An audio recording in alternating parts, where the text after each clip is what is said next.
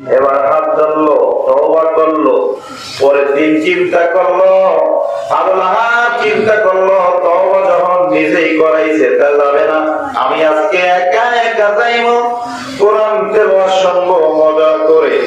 Utba সাহেব এরা দুইজনে চিন্তা করলো, আসো এরা দুইজন তো লিডার নেতা, এরা তো যাইবো না, আজকে আমরা দুইজনে আমরা মজা করে পবিত্র কোরআন তেলাওয়াত শুনবো। যারা বলেন সুবহানাল্লাহ। আর মিয়া কাফেররা পর্যন্ত কোরআন তেলাওয়াতের লেগে পাগল হইছে।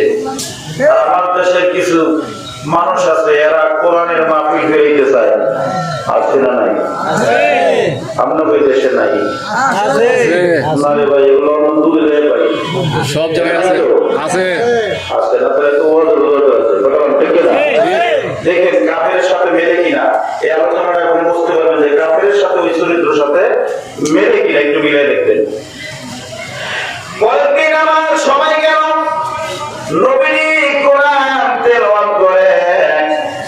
এবার তারা দাঁড়ায়া দাঁড়ায়া ঘরের চতুর্দিকে দাঁড়ায়া কোরআন তেলাওয়াত শুনে।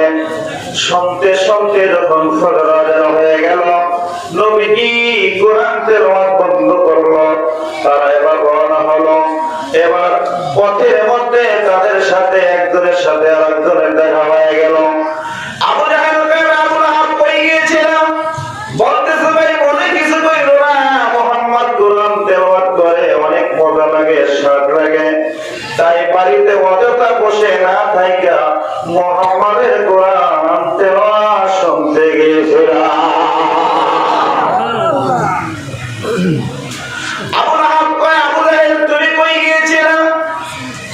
আবু জাহেল মনটা নরম করে দিয়ে বলতেছে, ভাই মনে কিছু কইল না, আমারও ভালো লাগতে ছিল না মুহাম্মাদের কোরআন তেলাওয়াত শুনে, তাই আমিও কোরআন তেলাওয়াত শুনতে গিয়েছিলাম।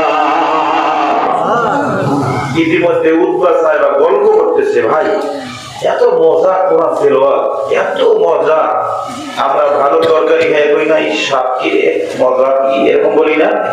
কথা বলেন না, বলি না?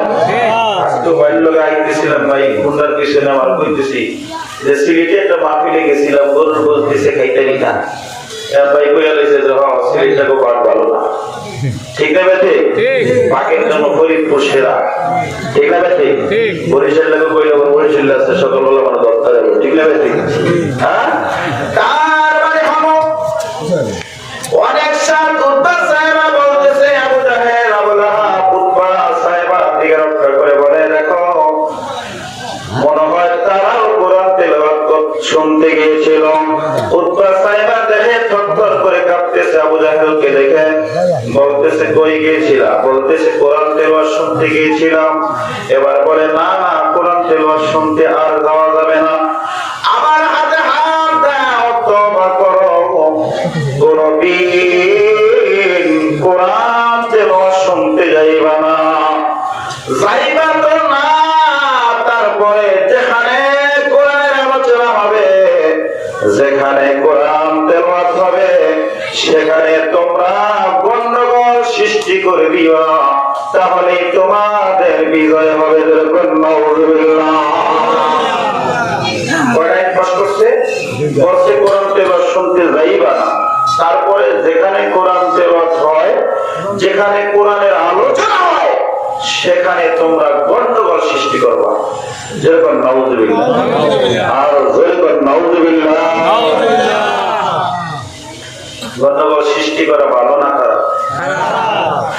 আল্লাহ রাব্বুল আলামিন বলে, আবু জাহেল তুই যে আইনটা পাস করলি, আমি আল্লাহ রাব্বুল আলামিন পবিত্র কোরআনে কোট করলাম, রেকর্ড করলাম, কারণ তুই মারা যাবি, তোর সন্তান মারা যাইবে, তোর নাতি পুতিরা মারা যাইবে, তোর বংশধর কিয়ামত পর্যন্ত থাকবে, আমার খাঁটি বান্দা যারা তারা তোর গোষ্ঠী চিনতে পারবে, আমার বন্ধুর খাঁটি উম্মত যারা তারা তোর গোষ্ঠী চিনতে পারবে।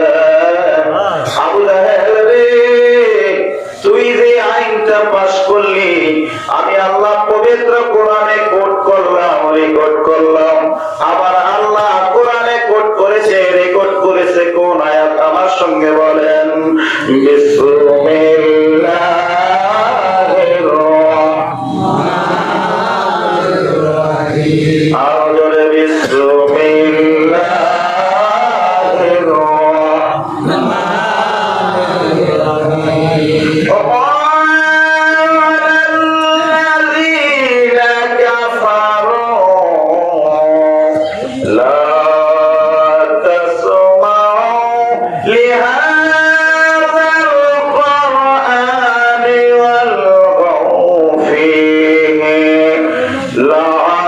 লাকুম তাগলিবুন।